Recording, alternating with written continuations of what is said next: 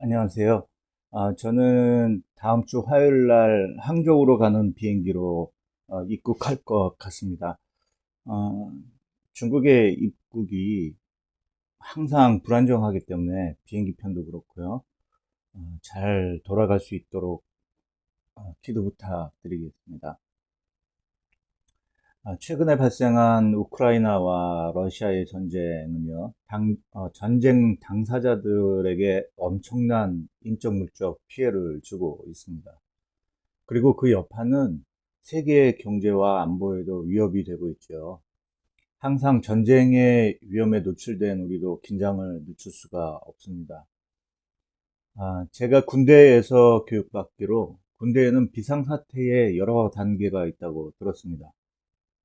적의 동향이 이상할 때는 뭐 데프콘2를 발령하는데 이때는 국가안보와 관련된 모든 기관은 비상대기를 하고 휴가를 나간 장병들도 모두 복귀를 해야 합니다. 그리고 군인들은 잘 때도 군복과 군화를 벗지 못하고 어디를 가든지 헬멧과 총을 휴대해야 합니다. 언제든지 전쟁이 일어나면은 투입될 수 있도록 준비를 갖추는 것이죠. 기억하실지 모르겠는데 90년대에 강원도에 북한 잠수함이 좌초되고 타고 있던 간첩들이 강원도 일대를 휘젓고 다닐 때가 있었습니다. 이때 데프콘2가 발령됐다고 해요. 그때 군인들은 한 달 이상을 제대로 씻지도 못하고 총을 놓지도 못하고 근무를 서는 일이 있었습니다. 오늘 본문은 그런 군대의 비상 사태를 연상시킵니다. 지난주에 살펴본 것처럼 느헤미야와 이스라엘의 백성들이 수고하여서 교회를 상징하는 예루살렘 성을 재건하고자 하니까 사단이 도구로 이용하던 교회의 대적자들, 이들이 방해하기 위해서 기습 공격을 계획했습니다. 그 소식을 들은 느헤미야와 이스라엘 백성들은 적의 공격에 대비하여 전투 준비를 하는 것이 오늘 본문입니다. 그러니까 본문은 교회와 어둠의 세력 간의 전쟁인 영적 전투에 직면한 상황을 기록하고 있어요. 성경은 신앙생활을 여러 가지 그 이미지로 다양하게 설명합니다. 때로는 목자이신 하나님께서 양들을 돌보는 목가적인 이미지를 사용하기도 하고요. 또 신랑이신 하나님, 그리고 신부인 교회, 이런 결혼의 이미지를 통해서 신앙생활을 묘사하기도 합니다. 이런 이미지들은 좀 평화롭죠. 그러나 살벌한 전쟁의 이미지를 가지고 신앙생활을 설명할 때도 있습니다. 대표적인 것이 에베소서 6장이에요. 6장 12절을 보면 이런 말씀이 나옵니다. 우리의 씨름은 혈과 육을 상대하는 것이 아니라 통치자들과 권세들과 이 어둠의 세상 주권자들과 하늘에 있는 악한 영들을 상대함이라. 이런 말씀이 나오는데 신앙생활을 완전 무장을 해서 어둠의 세력과 싸워야 하는 전투로 묘사하고 있습니다. 정말 신앙생활이라는 게 전쟁을 치르는 것과 비슷하죠. 영적 전투라는 말을 우리가 사용하게 되면 그런데 자칫 오해하기도 해요. 영적 전투라는 말을 꼭 귀신과 같이 영적인 존재들과 싸우는 것으로만 이해하니까요. 뭐 엑소시즘 같이 귀신과 싸워서 귀신을 쫓아내고 영적 전투를 꼭 그런 식으로 사용하더라고요. 그러나 다른 각도로도 봐야 합니다. 우리는 하나님의 뜻을 항상 거역하지요. 그렇기 때문에 영적 전투는 나 자신과의 전투이기도 합니다. 그리고 주께서 맡겨주신 소명을 방해하는 여러 환경적인 것들과도 싸워야 돼요. 그래서 꼭 이 영적 전투를 어떤 신비적인 것으로만 이해하는 것이 아니라 우리 삶의 전반을 포함하는 것으로 이해하는 것이 좋습니다. 그래서 좋든 싫든 인정하든 안 하든 우리의 삶 전체는 영적 전쟁의 연속입니다. 그래서 오늘은 느헤미야가 어떻게 대적자들의 위협에 맞서 싸웠는지를 보면서 우리도 이 영적 전투와 같은 신앙생활을 어떻게 해 나가야 될지 그 점을 살펴보고자 합니다. 먼저 영적 전투를 잘 치르기 위해서 어, 조건이 있어요. 갖춰야 되는 것이 있는데요. 우리를 도우시는 하나님의 섭리를 볼 수 있는 믿음의 눈이 사실은 열려야 됩니다. 저는 솔직히 목사로서 저를 생각해 보면은 이 전쟁터에 맞지 않는 옷을 입고 장난감 칼을 들고 부들부들 떠는 그런 아이의 모습이 연상되곤 해요. 왜냐면요, 능력이나 재주나 인격이나 리더십이 있는 것도 아닌데 겁없이 사역 현장에 뛰어들어서 이 냉엄한 현실에 눌리고 낙담하곤 하니까 그렇습니다. 그런 모습이 떠오를 때면요, 곧바로 또 다른 것도 연상이 됩니다. 그렇게 부들부들 떨고 있는 제 옆에 다가와서 괜찮아, 무서워하지 마, 나를 믿어 하고 이렇게 머리를 쓰다듬어 주시는 위대한 투사, 위대한 장군이신 예수님의 모습이 이렇게 떠오르곤 해요. 그래서 눌리고 낙담하다가도 예수님 때문에 다시 소망과 힘을 얻곤 합니다. 제게 떠오르는 이런 이미지는 그냥 제가 만들어내는 망상만은 아닙니다. 비록 우리는 능력이 없고 나약한 존재이긴 하지만요, 능력에 제한이 없으신 하나님께서 우리와 늘 함께 하시기 때문이에요. 그거는 팩트예요. 그래서 바울 사도는 에베소서 1장 19절에 늘 사랑하는 교회였던 에베소 교회에게 이렇게 기도합니다. 에베소서 1장 19절인데 찾을 수 있으신 분들은 성경을 펴셔서 한번 읽어보십시오. 제가 일단은 대신 읽도록 하겠습니다. 그의 힘의 위력으로 역사하심을 따라 믿는 우리에게 베푸신 능력의 지극히 크심이 어떠한 것을 너희로 알게 하시기를 원하노. 성경의 묘사가 늘 이렇게 장황하고 딱 와닿지는 않지만 이해되지는 않지만요, 이거를 풀면 이런 뜻이에요. 하나님께서 지극히 크신 능력으로 지금도 너희를 돕고 있다. 너희가 그걸 볼 수 있는 눈이 열리기를 나는 늘 기도하고 있어. 이런 얘기예요. 그렇습니다. 영적 전쟁으로 묘사할 수 있는 신앙생활에서 승리하기 위해서는 날마다 우리를 돕고 계시는 하나님의 지극히 크신 능력을 볼 수 있어야 합니다. 그 눈이 열려야 돼요. 사도는 그것을 위해서 기도했어요. 성도들이 믿음의 눈이 열려서 능히 우리를 이기게 하시는 하나님의 능력을 볼 수 있게 해주십시오. 이렇게 기도하는 거예요. 그런데 사도 바울은 그렇게 기도할 때에 우리에게 베푸신 능력의 지극히 크심, 이렇게 묘사하고 있어요. 여기서 지극히 크심, 지극히 크다 할 때 이 지극히는요, 본래는 이 원어로 보면은 이런 의미를 갖습니다. 한계나 제한이 없다라는 의미예요. 한계나 제한이 없으신 하나님의 능력. 하나님의 능력을 방해할 수 있는 것은 세상에 아무것도 없습니다. 그리고 우리를 도우시는 능력이, 이 하나님의 능력이 우리의 기대치를 초과해요. 우리가 하나님의 능력이 요만하구나 하고 생각했을 때 그거를 뛰어넘습니다. 또한 우리가 생각할 수 없는 방식으로 하나님의 능력이 역사합니다. 그래서 지극히라는 단어를 썼어요. 하나님의 능력은 한계도 없고 제한도 없다. 우리가 지난 시간 살펴봤는데 대적자들이 느헤미야와 이스라엘 백성을 공격하려고 할 때 하나님은 이 한계나 제한이 없으신 능력으로 이기게 하셨어요. 두 가지로 살펴봤는데요. 첫째는 만약에 대적자들이 그들의 우세한 군사력을 앞세워서 전면전을 일으켰다 그러면은 느헤미야와 이스라엘 백성들은 몰살당했습니다.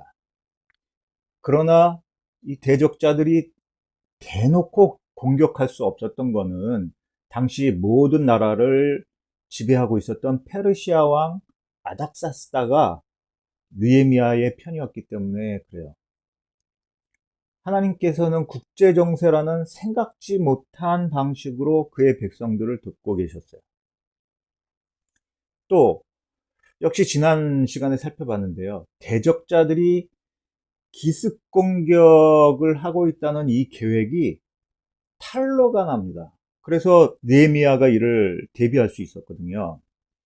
기습 공격이라는 것은 말 그대로 갑작스럽게 공격해야 성공하는 것인데 어떻게 된 일인지 이 정보가 새 나와서 공격할 수 없게 돼버린 거예요. 여기에도 하나님의 도우시는 은혜가 작용하고 있었습니다. 이렇게 하나님은 자신의 교회와 성도들을 사단의 공격으로부터 지극히 크신 능력으로 상상을 초월하는, 기대를 초월하는, 그 다음에 제한이 없는 그 능력으로 보호하십니다.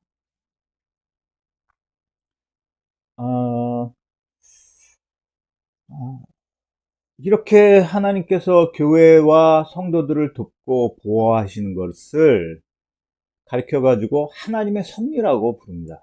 이 섭리는 육신의 눈으로는 보이지 않아요. 믿음의 눈이 열려야 보이는 거예요. 그래서 하나님의 섭리를 가리켜서 하나님의 보이지 않는 손 이렇게 부르기도 했습니다. 이스라엘 백성이 그 출애굽할 때의 사건을 보십시오. 우리가 성경을 이렇게 보면은 뭐 10가지 재앙을 하나님께서 일으키셔가지고 애굽을 탈출하기도 하고 홍해가 갈라지기도 하고 그리고 반석에서 물이 나와서 마시기도 하고 또 메추라기와 이 만나가 내려서 양식에 걱정이 없고 뭐 이런 기적들이 엄청나게 나타났어요. 그럼에도 불구하고 믿음의 눈이 열리지 않아서 매 순간 하나님께서 도우신다는 사실을 이스라엘 백성이 몰랐다는 거예요. 그래서 신명기서에 보면은 지금까지 너희는 이것을 보는 눈이 없었으나 이제 내가 너희에게 보여주겠다. 하나님께서 이런 말씀을 하셨어요. 그러니까 놀라운 일이 우리 앞에 펼쳐져도 이게 볼 수 있는 눈이 없으면은 못 봐요. 인정을 안 해요. 예를 들어보겠습니다. 어떤 이가 병원에 가서 엑스레이나 내시경을 찍었다고 합시다. 그 사진을 판독하던 의사가 환자에게 이 흰 점들이 보이시나요? 이 흰 점들은 결핵을 앓다가 저절로 나은 자국입니다. 그리고 이 점은 종양인데요. 신기하게도 자동적으로 사라졌네요. 라고 대답합니다. 그때 이 환자가 또 이렇게 말해요. 내가 믿는 하나님께서 나도 모르는 사이에 고치셨군요. 그랬더니 의사는 이렇게 말해요. 아니요, 자동적으로 나은 것이라고요. 그리고 옥신각신 할 수 있어요. 여기서 분명한 시각차가 나오죠. 믿음의 눈을 가진 사람은 그것이 자동으로 나은 것이 아니라 하나님의 치료라는 것을 압니다. 믿음이 없는 사람의 눈에는 그것이 몸이 자동적으로 치료했다고 보는 거죠. 분명 하나님의 섭리가 있음에도 믿음이 없으면 보지 못하는 일들이 생겨요. 인정을 안 해요. 그런데 오늘 본문 15절을 다시 한번 보세요. 제가 읽겠습니다. 그들의 의도를 눈치챘다 함을 들으니라. 하나님이 그들의 꾀를 패하셨으므로, 뭐 이런 구절이 나옵니다. 기습 공격을 할 것이라는 소문이 느헤미야에게 들렸습니다. 믿음에 눈이 없었다면 이 소문을 들은 것을 이렇게 생각할 수 있어요. 운이 좋아서 적의 계획을 알아챌 수 있었다. 이렇게 취급할 수 있었습니다. 그러나 믿음의 눈이 열려 있던 느헤미야는요, 그 소문을 들을 수 있었던 것도 하나님이 하신 섭리라고 고백합니다. 하나님이 그들의 꾀를 패하셨다, 이렇게 표현하잖아요. 이것이 우리에게 필요한 영적인 눈, 믿음의 눈입니다. 우리에게 이런 영적인 눈이 떠진다면 우리의 어려운 상황에서도 그 가운데서도 지키시고 보호하시는 하나님의 능력을 볼 수 있어요. 그리고 다시금 힘을 얻을 수 있어요. 혹시 여러분 중에 깊은 영적인 침체나 세상의 염려로 두렵고 절망하시는 분들이 계십니까? 그리고 계속 최근에 모든 교회가 사실은 마찬가지지만 교회가 위축되는 모습에 내 신앙도 위축되시는 분들 계시나요? 그럼 이렇게 기도해야 할 것입니다.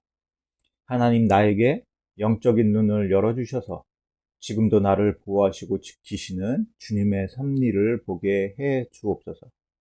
그리고 이 영적인 혹한기를 지나가는 교회가 결코 홀로 있는 것이 아님을 깨달을 수 있도록 눈을 열어 주십시오.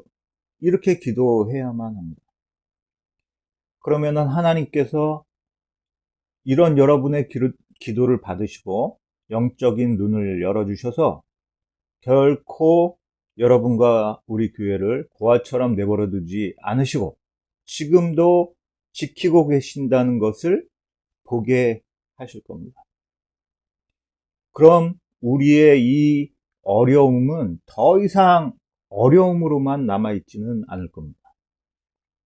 그래서 느헤미야서 14절, 이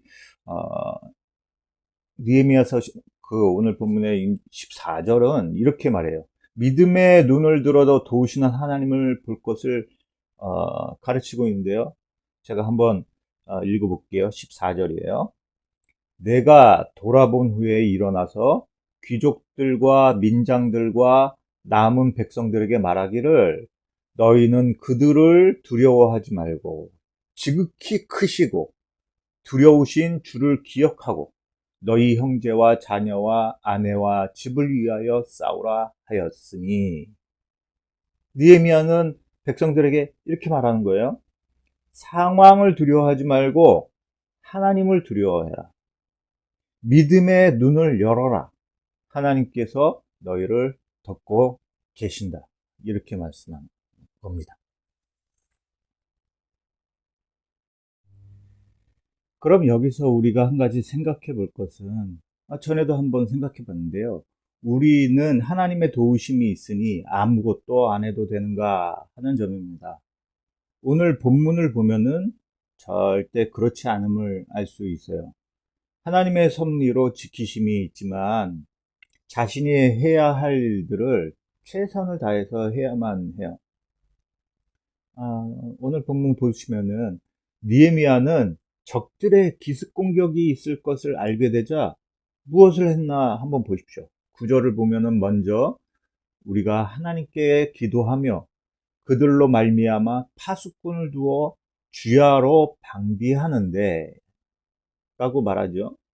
하나님께서 섭리로 다 해결해 주시겠지 하고 나태한 상태로 그저 있는 것이 아니라 기도하며 하나님의 도우심을 구하고 밤낮으로 적의 침입을 감시하는 파수꾼을 세워둡니다.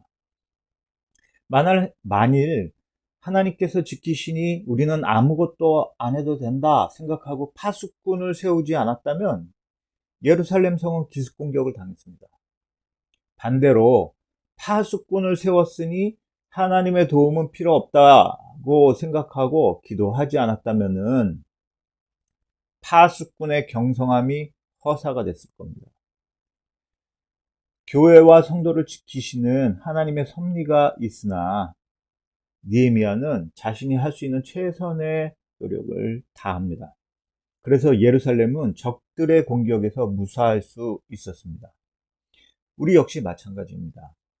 하나님의 도우심이 없이는 우리의 교회와 성도들은 사단의 공격에서 무사할 수가 없습니다. 그러나 동시에 우리의 기도와 수고가 없어서도 안 됩니다. 우리는 이 균형을 잘 잡고 한쪽 극단에 빠지지 않도록 해야 합니다. 어떤 분들은 하나님께서 나를 사랑하시면은 내가 아무것도 안 해도 나를 도와주실 수 있을 정도로 사랑하셔야 되는 거 아닌가? 아무것도 안 하고 하나님이 나를 위해 일하시나 안 하시나 앉아서 지켜보는 사람들이 있죠. 이거는 하나님을 시험하는 경우에 해당합니다. 그렇게 해서는 안 됩니다. 그건 하나님을 시험하는 것이니까요. 우리가 지난 세월 동안에 우리 교회가 어떻게 했는가를 참 보면은 많은 분들이 수고를 하셨어요. 그런데 우리에게 약했던 거는 우리의 노력과 수고로만 이 일을 하지 않았는가 하는 생각이 듭니다. 저를 비롯해서요. 그래서 많이 기도해야 될 때인 것 같아요. 그래서 잘 균형을 잡아야죠.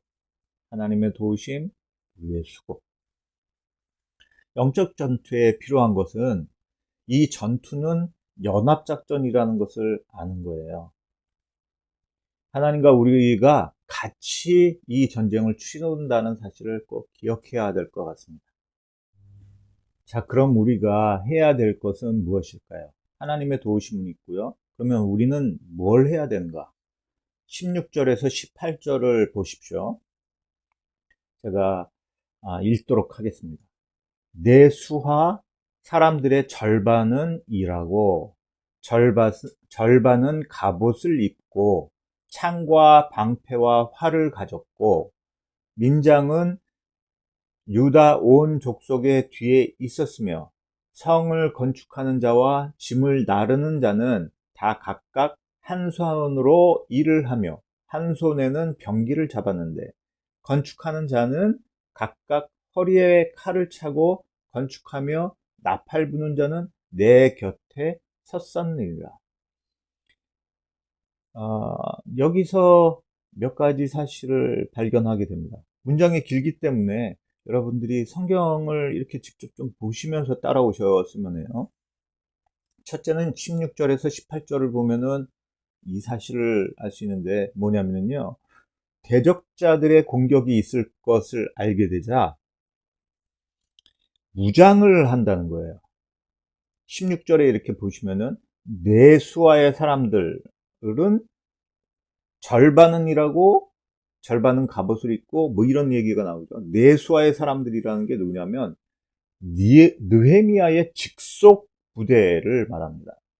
아마도 느헤미야가 페르시아로부터 예루살렘으로 올 때 보호할 수 있도록 왕이 군대를 내준 것 같아요. 이들은 정말 전문적인 전투 요원들이었어요. 그래서 갑옷을 입고 창과 방패와 활을 가졌다고 합니다. 그러니까 중무장을 한 병력이었어요. 당시에 최정예 부대가 가지고 있던 무기와 갑옷으로 무장을 하고 있었죠. 또 보면은 일반 백성들은 이런 무기가 없었기 때문에요. 중무장을 할 수가 없었어요. 평상시에 그냥 사냥에 사용하던 간단한 무기들로 일반 백성들은 무장을 합니다. 그러니까 자신이 할 수 있는 최대한 무장을 했던 거예요. 우리에게도 이런 영적 무장이 필요합니다. 에베소서에 나오는 하나님의 전신갑주를 아실 겁니다. 믿음의 방패, 구원의 투구, 복음의 신발, 막 이런 구절들이 나오는 거 아시죠? 에베소 6장에 나오는데요. 사단의 관계에서, 사단을 이기기 위해서는 하나님께서 주시는 전신갑주로 무장해야 된다 하는 게 그 에베소서 6장에 나오는 거예요. 전신갑주에 대해서는 지금 각각이 무엇을 의미하는지는 설명하는 게 무리일 거예요. 어떤 청교도들은 이 에베소서의 전신갑주를 설명하는 것으로 책을 쓴 사람이 있어요. 그 사람의 책이 약 1500페이지 정도 됩니다. 그러니 이것 하나하나가 무엇을 의미하는지를 지금 설명한다는 것은 불가능합니다.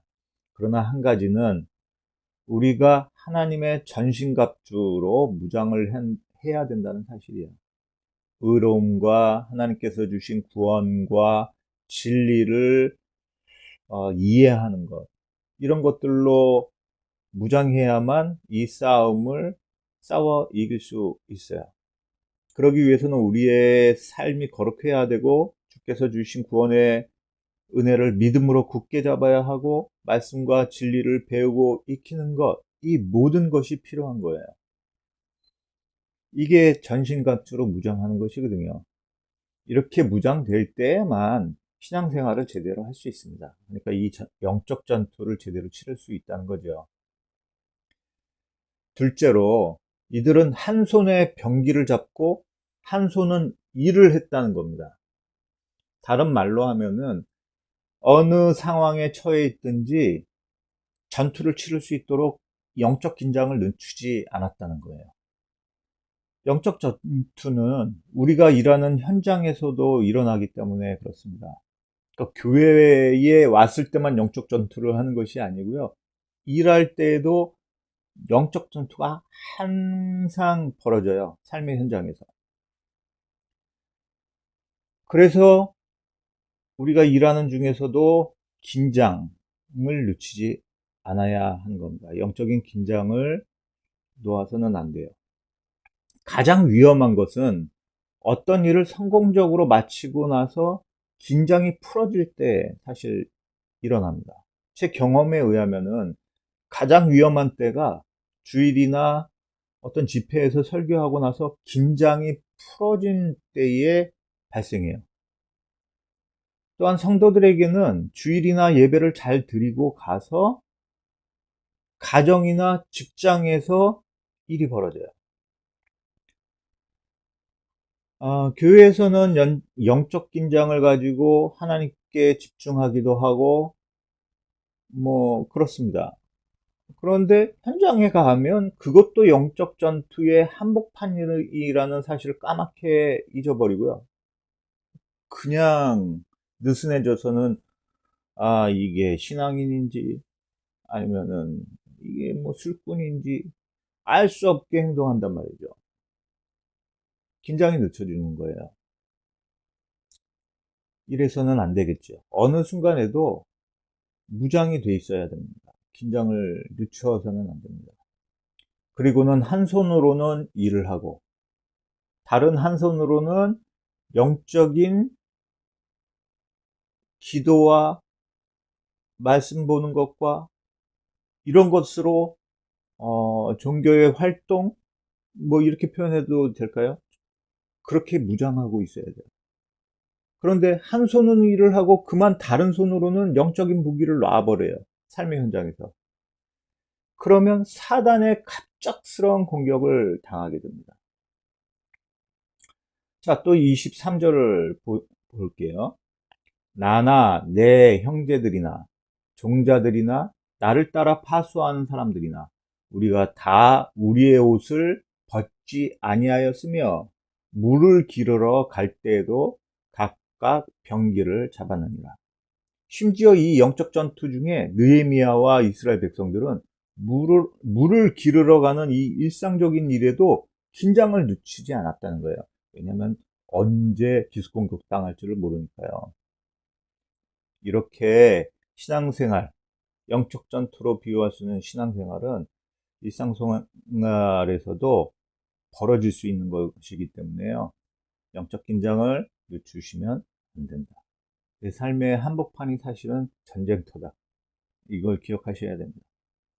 그리고 셋째는 이 영적 전투를 솔선수범함으로 이겨내고 있다는 것을 볼 수 있습니다. 앞서 보았던 23절을 한번 보시면은 나나 내 형제들이나 종자들이나 나를 따라 파수하는 사람들이나 이런 말씀이 있죠.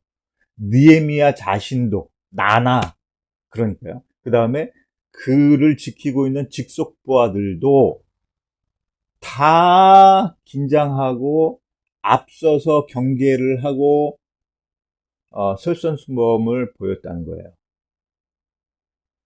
자, 마치 데프콘2에 걸린 사람들처럼 옷을 벗지도 않았고요. 어디를 가든지 병기를 놓지 않았어요.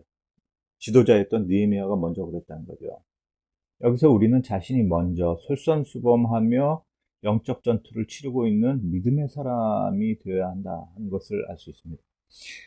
우리 이제 교회에서 이렇게 보면요. 우리 교회 말고요. 모든 교회나 저를 봐도 사실 말이 먼저 가죠. 뭐가 이렇게 어질러 피어져 있거나 아니면 교회에 어떤 문제를 발견하거나 그러면은 부족한 부분이 발견되고 그러면은 말을 합니다. 왜 이거 안 해? 왜 이래? 이런 걸 많이 볼 수 있어요. 근데 그 문제를 하나님께서 보여주는 거는 먼저 네가 하라고 보여주는 거예요. 저도 이 사실을 잘 기억해야 되는 것 같아요. 성도들에게만 다 떠맡겨 놓고 나는 뒤에 빠져서 지시만 한다? 이럴 수는 없겠죠. 먼저 저부터 앞서서 어떤 어려움이 있으면은 그걸 극복하려고 노력해야 되겠고, 솔선수범해야 될 것 같습니다. 우리 성도들은 그 점에 있어서는 별로 문제가 없는 것 같아요. 먼저 뭐가 부족한 거나 문제가 있으면은 그거를 메꾸기 위해서 발견한 그분이 열심히 하시니까요. 그렇게 앞으로도 신앙생활을 하시면서 우리 잘 이겨내 갔으면 좋겠습니다. 제가 지난주에 수요일에 제가 사랑하는 전에 섬기던 교회에 가서 설교를 하게 됐는데요. 여러분의 자랑을 얼마나 했는지 몰라요. 저는 아무것도 안 한다. 우리 성도들은 알아서 교회 일을 분담해서 알아서 하신다. 그리고 얼마나 잘하시는지 모른다. 이렇게 자랑을 했거든요. 제가 그냥 빈말한 거 아니잖아요. 그랬더니 다들 부러워하시는 거예요. 그리고 거기를 담임하고 있는 목사님께서 우리도 사역자들을 다 빼볼까? 성도들이 솔선수범해서 다 알아서 할 수 있게 되나? 그렇게 얘기하시더라고요. 여러분 너무 잘하고 계십니다. 우리 마지막까지 그렇게 잘 신앙생활 했으면 좋겠습니다. 그리고 조만간 중국에서 뵙기를 바라고요. 저 무사히 성안으로 돌아갈 수 있도록 기도해 주십시오. 네, 감사합니다. 잠깐 기도하고 설교를 마치도록 하겠습니다. 하나님 아버지 감사합니다. 우리의 삶이 날마다 영적 전투라는 것을 우리가 깨닫게 해 주십시오. 그리고 또한 감사한 것은 이 거룩한 전쟁에 우리를 주의 편에 설 수 있도록 불러주심에 감사합니다. 우리의 눈이 늘 열려서 연약한 우리만 보는 것이 아니라 우리를 능히 이기게 하시는 하나님의 능력을 볼 수 있게 도와주십시오. 그래서 날마다 승리하는, 이기게 하시는 그 하나님의 그 능력을 보므로 기쁨으로 신앙생활을 할 수 있도록 도와주십시오. 상황은 날마다 볼 때 절망적이지만 이 가운데서도 결국에는 궁극적으로 이기게 하실 우리 하나님을 찬양합니다. 예수 그리스도 이름으로 기도합니다. 아멘.